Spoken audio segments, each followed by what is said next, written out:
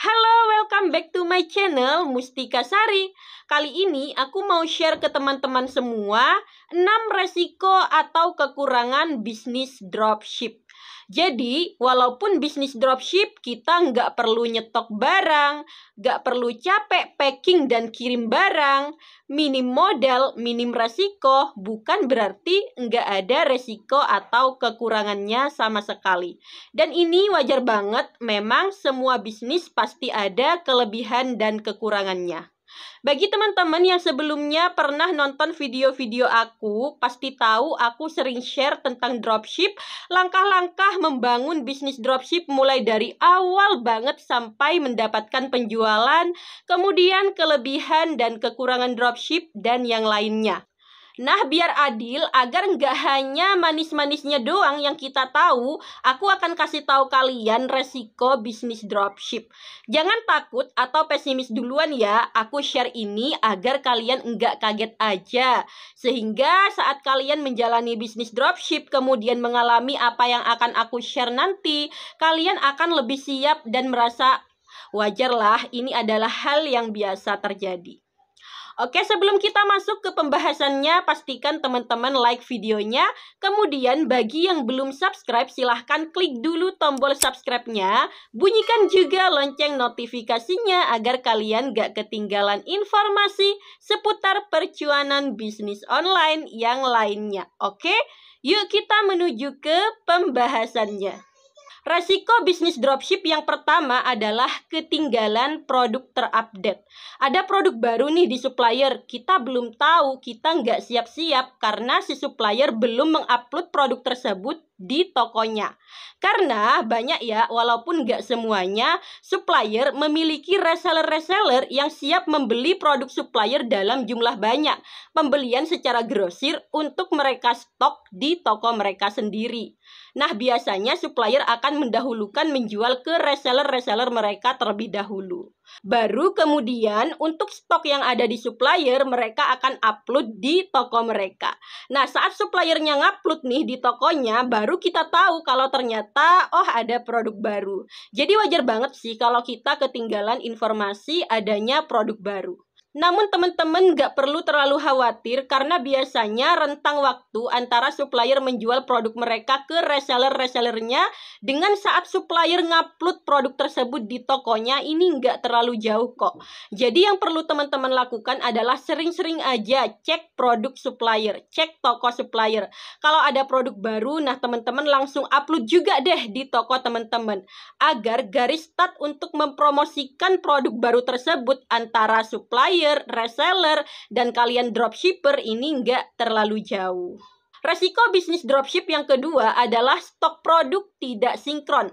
Sebagai dropshipper, tentu saja produk yang kita jual adalah produk yang tersedia di supplier. Misalkan nih, supplier menjual produk A, B, C, sampai Z. Nah, tentu saja kita mengupload produk A, B, C, sampai Z tersebut di toko kita. Misal, suatu ketika produk O di supplier kosong. Nah, kita nggak tahu kalau ternyata sedang habis karena kita belum sempat cek stoknya lagi. Nah, kalau kita ada orderan produk O tersebut dari customer, yang terjadi adalah kita terpaksa membatalkan orderan tersebut. Selain kita gagal mendapatkan orderan, kalau kita jualan di marketplace ini kita bisa kena poin penalti kalau membatalkan atau menolak orderan. Nah, bagi teman-teman yang belum tahu, poin penalti itu semacam hukuman lah yang jika kita dapat poin penalti ini, maka kita akan dibatasi untuk mengakses fitur-fitur tertentu di marketplace selama masa penaltinya itu berlangsung. Misalkan nih, kalau kita dapat poin penalti, kita hanya bisa mengupload produk di marketplace sampai 100 produk aja. Atau kita nggak bisa bikin harga coret, nggak bisa bikin voucher cashback, atau yang lainnya tergantung kebijakan marketplace masing-masing. Balik lagi ke stok produk tidak sinkron ini, solusinya ya memang kita harus sering-sering untuk cek stok produk supplier dan kita sinkronkan ke stok produk kita. Lanjut, resiko bisnis dropship yang ketiga adalah di PHP-in customer. Jadi kalian jangan baper ya. Misalkan nih ada customer yang chat ke toko kalian, dia nanya, "Hai Kak, barangnya ready." Udah kalian jawab, "Iya Kak, barangnya ready." Kemudian lanjut juga nih misalnya ke pertanyaan yang lain, tanya ini, tanya itu. Ternyata menghilang, gak ada kabar, gak jadi order. Nah, ini bisa jadi sebenarnya dia selain chat ke toko kalian, dia juga chat ke tokonya supplier, tapi suppliernya belum respon. Nah, sementara dia balas-balasan chat nih sama kalian, kemudian si suppliernya ini membalas chatnya dia, sehingga dia akhirnya beli ke supplier yang harganya lebih murah. Nah, kalau yang ini memang udah resiko sih, kalian yang sabar-sabar aja dan kalian nggak perlu khawatir karena nggak semua customer yang chat ke toko kalian, dia juga menemukan toko supplier kok. Ada juga nih si customer order produk ke kita, sebenarnya dia udah order ke supplier sebelumnya, tapi karena stoknya sedang kosong, dibatalin, dia ordernya ke toko kita. Kok bisa? Ya karena nyambung ke yang kedua tadi, kita belum menyinkronkan stok produk kita dengan supplier. Di toko kita masih ada stoknya, padahal udah kosong di supplier. Nah, akhirnya terpaksa kita batalin juga. Nah, ini memang harus sabar-sabar aja karena ini memang udah resikonya kita dropship. Aku sendiri udah berkali-kali ngalamin hal seperti ini karena serajin-rajinnya kita untuk cek stok produk supplier, kadang ada aja yang terlewat. Misalkan nih supplier barusan aja mengosongkan stok, barusan habis nih stoknya. Nah, sebelum kita sempat untuk cek stok lagi, kita udah dapat orderan produk tersebut. Jadi intinya sabar.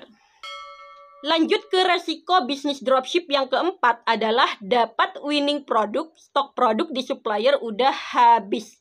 Nah, kalau yang ini beneran bikin sebel bin kesel ya. Jadi nih ketika teman-teman dropship, kemudian teman-teman udah paham banget alurnya, teman-teman udah bisa ngulik fitur-fitur yang ada di marketplace, kemudian teman-teman udah jago beriklan untuk mendatangkan traffic yang berujung terjadinya penjualan, atau video produk teman-teman kontennya FYP di TikTok atau di Shopee Video, sehingga penjualan teman-teman untuk produk tersebut setiap harinya selalu ada, bahkan banyak. Intinya produknya sedang laris-larisnya, winning produk istilahnya. Nah, ternyata tiba-tiba di supplier produknya udah habis stoknya. Ini beneran nyesek banget sih, tapi ini memang sudah resikonya dropship karena kita nggak nyetok barang. Kemudian resiko bisnis dropship yang kelima adalah lebih ribet dalam urusan retur. Jadi ketika kita menjadi dropshipper, terkadang kita mendapatkan retur atau pengembalian barang dengan alasan barangnya tidak sesuai atau barangnya rusak maupun alasan-alasan yang lainnya. Nah, banyak juga supplier yang tidak bersedia menerima retur. Jadi nih ketika kita order ke supplier untuk dikirimkan langsung ke alamat customer kita, ini artinya kita sudah membeli barang dari supplier. Nah, setelah si supplier mengirimkan barang yang sesuai, yang kondisinya bagus ke customer kita, sampai sini tugas si supplier sudah selesai. Jadi misalkan nih ada apa-apa setelah itu, ini udah bukan tanggung jawab si supplier. Misalkan nih terjadi retur, maka barang returan tersebut menjadi milik kita, dikirim ke alamat kita.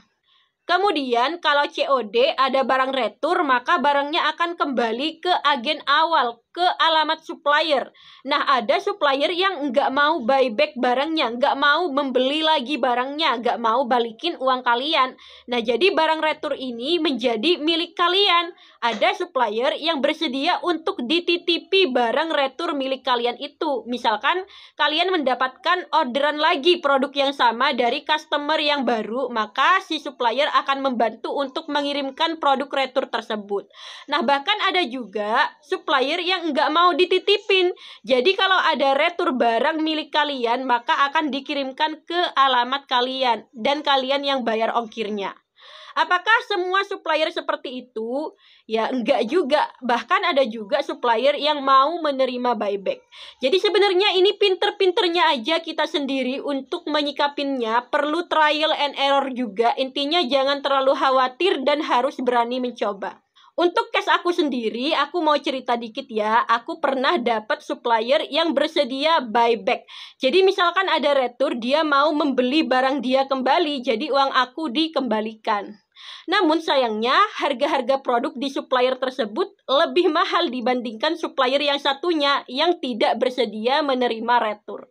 Akhirnya aku pilih yang mana? Aku pilih supplier yang enggak bersedia menerima retur. Karena setelah aku jalani, ternyata aku cuma mendapatkan retur yang sangat sedikit dari produk yang dijual oleh si supplier tersebut. Intinya kita pinter-pinter aja ya, dan kita juga bisa menyiasatinya dengan cara memilih supplier yang tepat dan juga memilih produk dropship yang resiko rusak atau tidak sesuainya ini kecil. Nah, untuk caranya teman-teman bisa cek aja ya video di channel aku udah pernah bikin kok pembahasan tentang gimana cara milih supplier yang tepat, kemudian gimana cara milih produk dropship yang tepat. Resiko bisnis dropship yang terakhir yang mau aku share ke kalian, yaitu yang keenam, adalah butuh usaha ekstra. Karena kita sebagai dropshipper tentu saja harga produk kita bukanlah yang termurah. Jadi kita butuh usaha lebih untuk mendatangkan penjualan ke toko kita. Beda dengan supplier, dia upload produk seadanya, kemudian judul produk juga sekenanya, kemudian dikasih harga yang murah, bisa-bisa aja dia mendapatkan penjualan.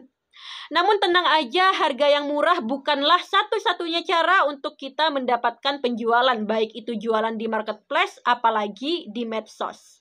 Jadi kalau kita dropshipper, kita harus menang atau lebih baik di hal-hal yang lain, di sisi yang lain.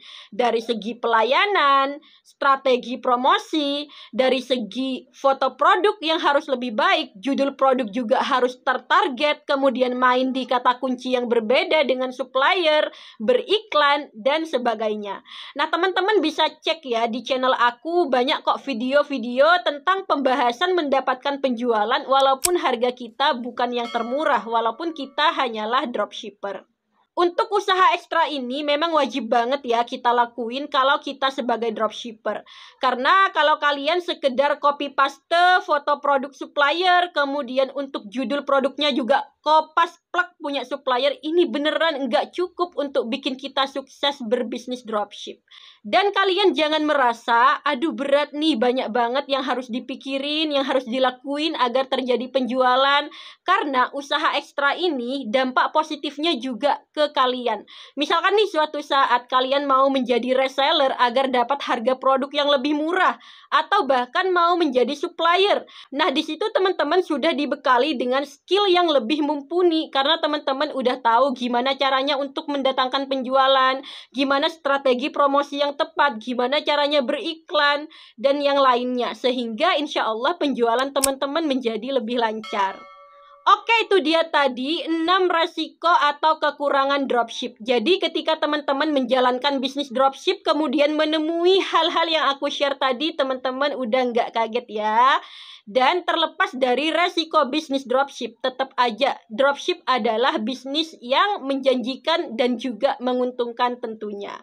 Dan kita juga harus menyadari bahwa setiap bisnis itu memang ada resikonya, baik sebagai dropshipper, reseller, supplier, produsen, semuanya ada kelebihan dan kekurangannya masing-masing. Dan bisnis dropship ini termasuk yang resikonya kecil.